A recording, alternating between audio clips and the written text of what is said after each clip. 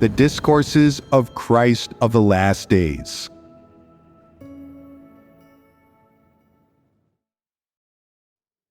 Only self-knowledge is of aid in pursuing the truth.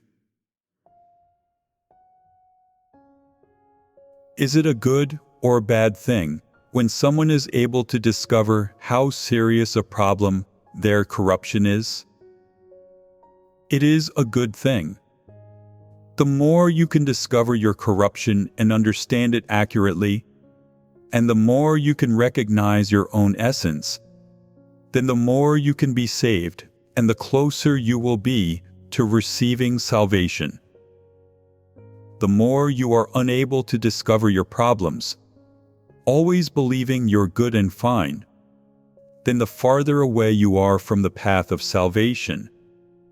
You are still in much danger. If you see someone who is always boasting about how well they do their duty, and their ability to fellowship the truth and practice the truth, this proves that person's stature is minute. They are childish, and their life is immature. What kind of person has more hope for receiving salvation and can embark on the path of being saved? It is one who truly recognizes their own corrupt disposition. The more deeply they understand it, the closer they are to being saved.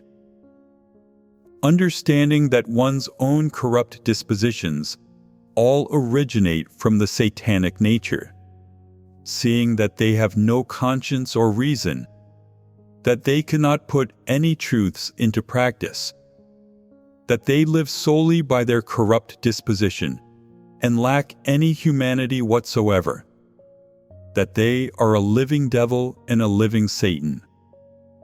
This is truly recognizing the essence of one's own corruption. Understanding it this way makes the problem seem quite serious. But is this a good thing or a bad thing? Although it is a good thing, some people become negative when they see their devilish and satanic side, thinking, "I'm done for now.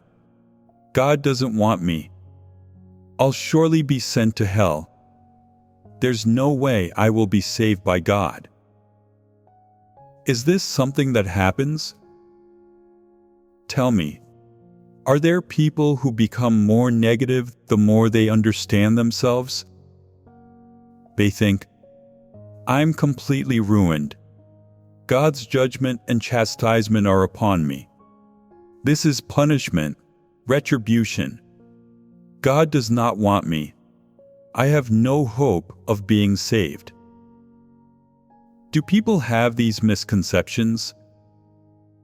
In actuality, the more one recognizes their hopelessness, the more hope there is for that person. Do not be negative. Do not give up.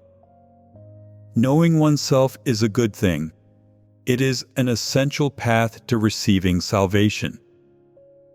If one is completely unaware of their own corrupt disposition and the essence of their resistance to God in various aspects, and they don't even plan on changing, then this is a problem. This type of person is numb. They are dead. Is it easy to bring a dead person back to life?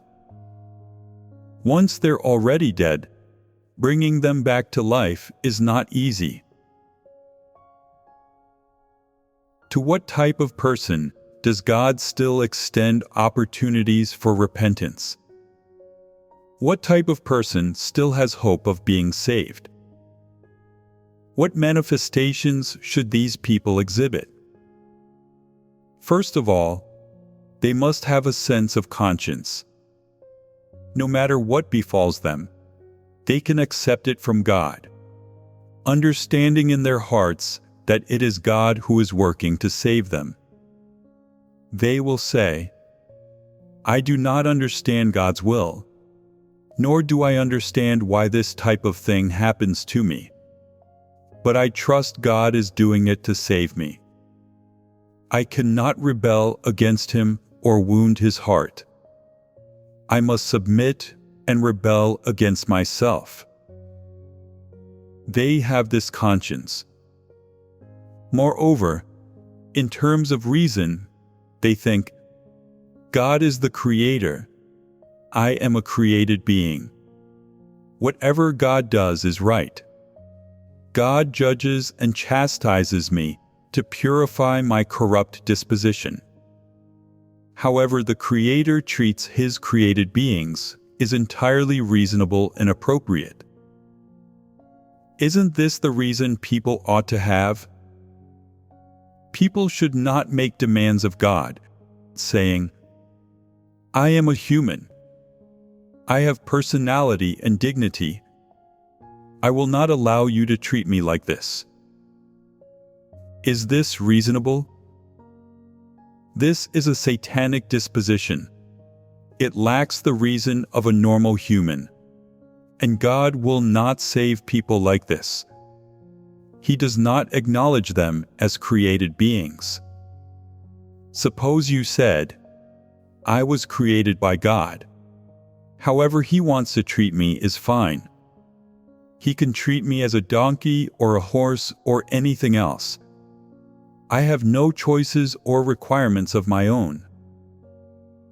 If you said that, would you still want to pick and choose if performing your duty was somewhat difficult and tiring? No. That's right. You must submit.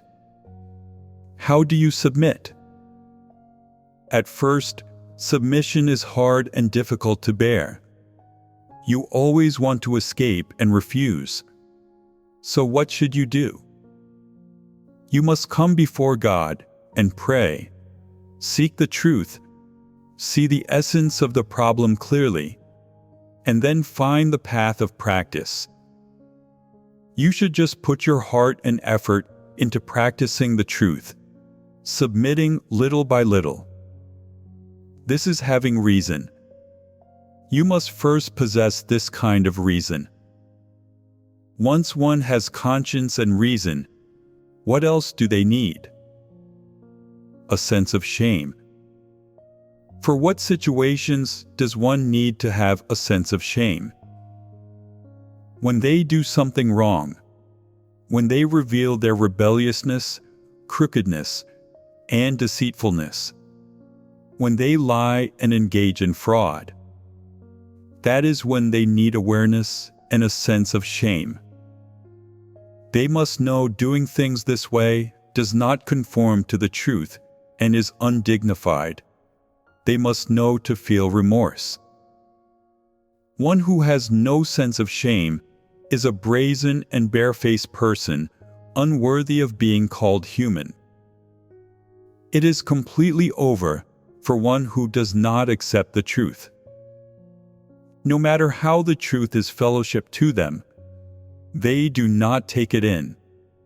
And no matter what is said, they still do not gain awareness. This is called lacking a sense of shame. Can people without a sense of shame feel remorse? Without a sense of shame, one has no dignity, and someone like this knows no remorse. Can people who do not know remorse turn around? Those who cannot turn around will not relinquish the evil that is in their hands. Turn everyone from his evil way and from the violence that is in their hands.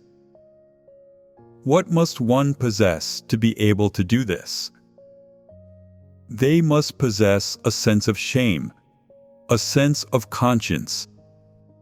When they make a mistake, they will reproach themselves and feel remorse, and they will abandon their wrong ways. This type of person can turn around. This is what, at the bare minimum, one's humanity should possess. Aside from conscience, reason, and a sense of shame, what else is needed? A love of positive things. That's right. A love of positive things means loving the truth. Only those who love the truth are kind-hearted people. Do evil people love positive things? Evil people love wicked, vicious, and venomous things. They love all that is associated with negative things. When you talk to them about positive things, or about how something benefits people and comes from God, they are not pleased and not interested to hear about them. They have no hope of being saved. No matter how well one fellowships the truth to them, or how practically they are spoken to, they are simply not interested, and might even express hostility and antagonism. But their eyes light up when they hear somebody talking about fleshly pleasure, and they become full of energy. This is a vicious and wicked disposition, and they are not good-hearted. So, they cannot possibly love positive things. In their heart, how do they regard positive things? They despise and look down upon them. They deride these things. When it comes to being an honest person, they think, being honest only puts you at a disadvantage. I'll pass on that. If you're honest, you're a fool. Look at you, enduring hardship and working hard to perform your duty without ever considering your own future or your own health. Who's going to care if you collapse from exhaustion? I can't tire myself out. Someone else might say, let's leave it out for ourselves. We can't be breaking our backs like dopes. We've got to prepare our backup plan and then just exert a bit more effort. Those evil ones will be happy upon hearing this. It hits right home with them. But when it comes to absolute submission to God and loyally expending oneself for one's duty, they feel repulsion and detestation and will not take it in. Isn't someone like this vicious? All people like this have a vicious disposition. All you have to do is fellowship the truth and talk about the principles of practice with them, and they become repulsed and unwilling to listen. They'll think this injures their pride, wounds their dignity, and they can't benefit from it. Inwardly they'll say, going on and on about the truth, about the principles of practice, always talking about being an honest person. Can honesty feed you? Can speaking honestly make you money? Cheating is how I'll profit. What logic is this? It is the logic of a bandit. Isn't this a vicious disposition? Is this person kind-hearted? This kind of person cannot attain the truth. What little they do commit, expend, and forsake is all directed at a goal, one they've calculated well in advance. They only think it's a good deal to offer something if they get more back in return. What disposition is this? It is a wicked, vicious disposition. Most who believe in God don't seek the truth. They always like to make their own schemes and arrangements. As a result, they won't have gained much after several years of this. They won't understand any truths and cannot share any experiential testimony. At this time, they'll feel regret and think it would be best to submit to God's sovereignty and arrangements and believe in God according to His requirements. They had felt quite clever at the time, making plans according to their own will, but, not having attained the truth, they were the ones who lost out in the end, People only come to understand the truth and awaken through these failures. Only after their life has suffered some degree of loss do they get on the right path and begin taking shortcuts. If they believed in God according to His requirements, they would avoid so many detours along the path. Some people, after experiencing many things and facing some failures and setbacks, come to understand some truths. They see through these matters and can entrust everything to God, willingly submitting to His orchestration and arrangements. At that point, they are on the right path. But people with wicked, vicious dispositions do not give themselves to God. They always want to rely on their own efforts, always questioning, is fate really controlled by God? Is God really sovereign over all things?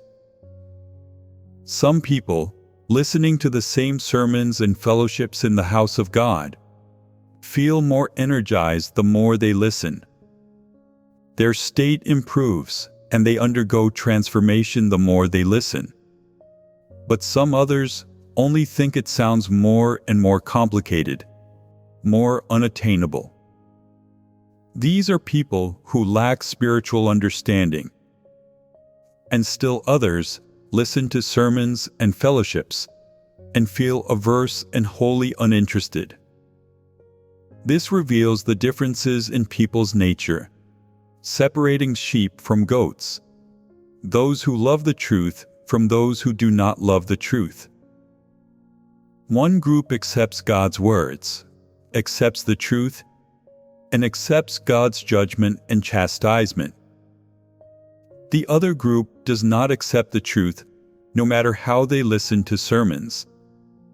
They think it's all just jargon, and even if they do understand it, they aren't willing to practice it, because they cannot relinquish their own plans, selfish desires, and interests.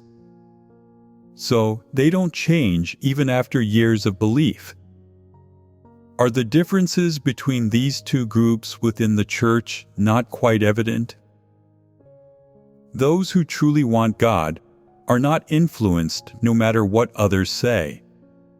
They persist in expending themselves for God, believe God's words are correct, and that practicing according to God's words is the highest principle. Those who are wicked and do not love the truth always have active thoughts. If today they see a glimmer of hope for receiving blessings, they'll give it their all and do good deeds for everyone to see, hoping to win them over. After a while, however, when God has not blessed them, they become regretful and complain. And this is the conclusion they arrive at. God is sovereign over all. He shows no partiality. I'm not so sure these words are true. They cannot see beyond their own immediate interests. If it doesn't benefit them, they won't lift a finger. Isn't this vicious? No matter who they interact with, they try to make deals with them, and they even dare to try to make deals with God. They think, I need to see some profit, and right now, I must profit right away. Such forcefulness. Would it be going too far to say they have a vicious disposition? How can their viciousness be proven then? When they are faced with a little trial or disaster, they won't be able to take it and won't perform their duty. They'll feel they've suffered a loss. I've invested so much, and God still hasn't blessed me. Is there even a God? Is this the right way or not?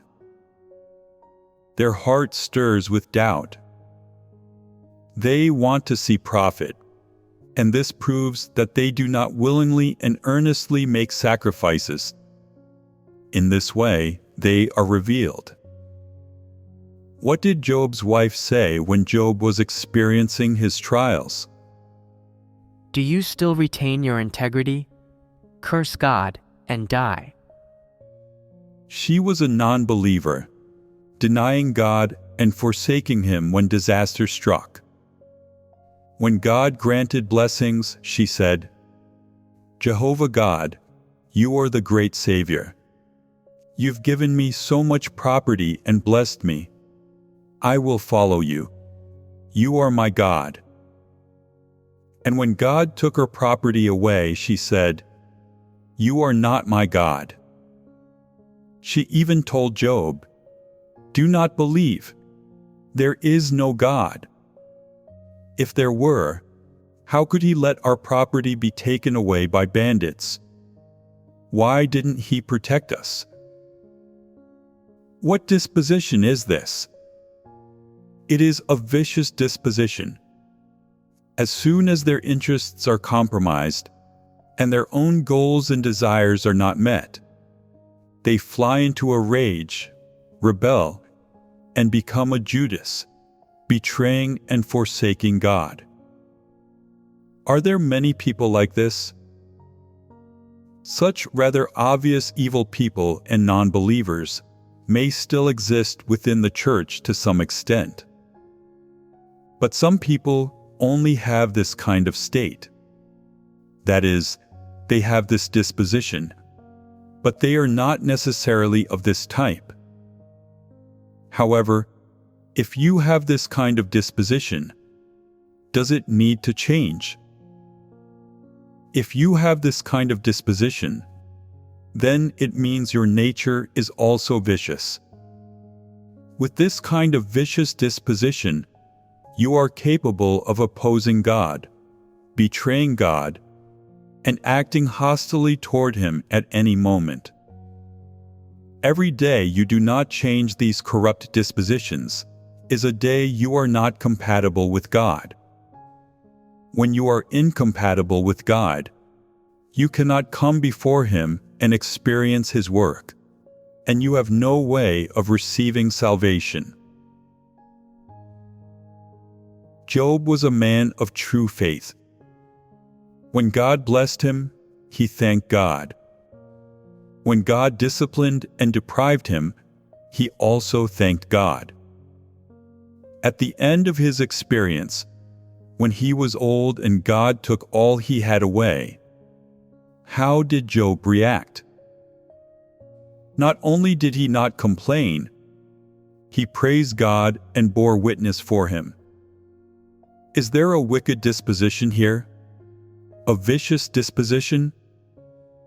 Did Job rebel after losing so much property? Did he complain? He did not complain.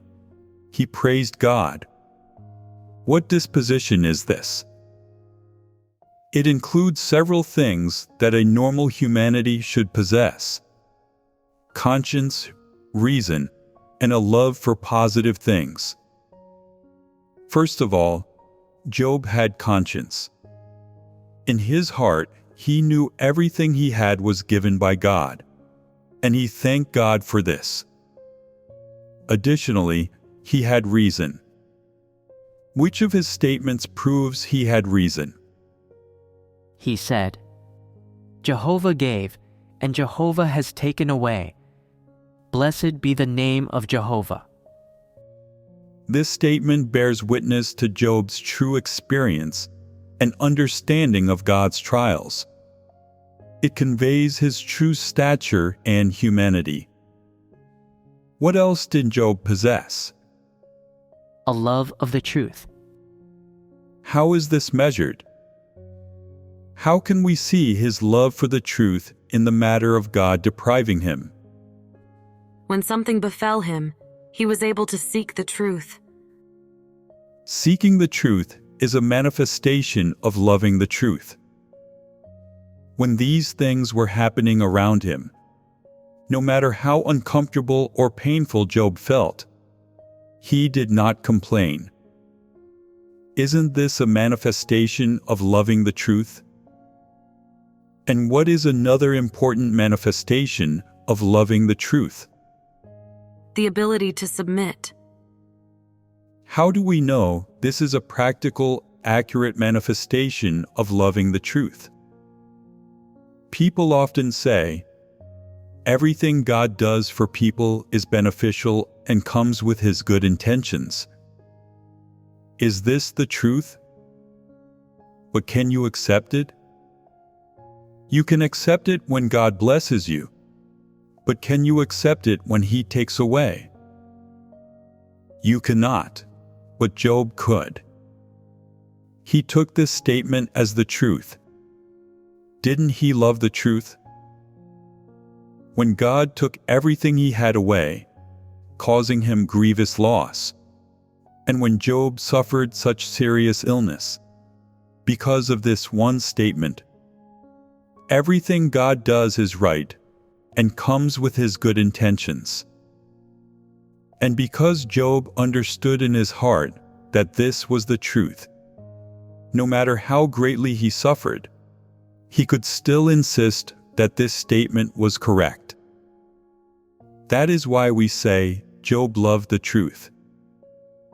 Furthermore, no matter what means God used to test Job, he accepted it. Whether it was taking things away, or having bandits take them, or even afflicting Job with sores, all of these things go against human notions. But how did Job treat these? Did he complain about God? He did not speak a single word of blame toward God. This is loving the truth, loving fairness, and loving righteousness. In his heart he said, God is so fair to us people and so righteous. Whatever God does is right. Thus, he could praise God, saying, no matter what God does, I will not complain. In the eyes of God, created beings are but maggots. However God treats them is fine and justified. He believed everything God did was right, was something positive. Despite his severe pain and discomfort, he didn't complain. This is genuine love of the truth that must be admired by all. And it was all demonstrated pragmatically. Regardless of how much he lost, or how difficult his circumstances were, Job did not complain about God. He submitted. This is a manifestation of loving the truth. He was able to overcome his own difficulties. He did not complain about God for them, or make any demands of God. This is loving the truth. It is genuine submission. Only those with genuine submission are people who love the truth. Some people excel at spouting doctrine and shouting slogans in ordinary times. But when something serious befalls them, they always have demands for God, and persistently beseech Him. O God, please take away my illness. Please restore my wealth. Is this submission? They are not people who love the truth. They like to lie and mislead others, and love wealth and gain in their hearts. Job regarded material benefits and all of his possessions lightly, having a pure understanding of all of them, so he was able to submit. In his heart, Job could see through these things. He said, no matter how much one earns in this life, it all comes from God. If God doesn't allow you to earn, you won't earn a cent. If He allows it, then you'll have however much He gives you. He saw the fact of God's sovereignty over all things clearly. This truth took root in his heart. God is sovereign over all things. This sentence came not with a question mark for Job, but with an exclamation mark. This sentence became his life and settled in his heart. What else was inherent in Job's humanity? Why did he curse his own birthday? He would have rather died than have God see him in pain and grieve for him. What quality is this? What essence? Kindness. What are the primary manifestations of Job's kindness? He was considerate and understanding of God, and he could love and satisfy God. If someone possesses these qualities, then they have character. How is character formed? Only one who understands the truth, who can stand firm in their witness during God's trials and Satan's temptations, who can live like a human, reaching the standard of being human, and who possesses a certain amount of the truth, has character. In terms of humanity essence, it was only because Job had a kind heart that he was able to curse his own birthday, and would have rather died than let God see him in pain, causing God grief and worry. This was Job's humanity. A person will only love and care for God if they have a kind humanity and essence. If they have neither, then they will be numb and callous. Contrast this with Paul, who was the complete opposite of Job. Paul was always looking out for himself, and even wanted to make deals with God. He wanted to obtain a crown. He wanted to be Christ and replace Christ. And when he couldn't get his crown, he tried to argue with God and litigate against him. Such absence of reason. This shows Paul lacked a sense of shame. People with Satan's corrupt disposition must change. If one understands the truth and can accept and practice the truth, then they will be able to submit to God. They will not oppose God anymore and will become compatible with Him. Such a person is one who obtains the truth and life. This is the kind of created being that God desires.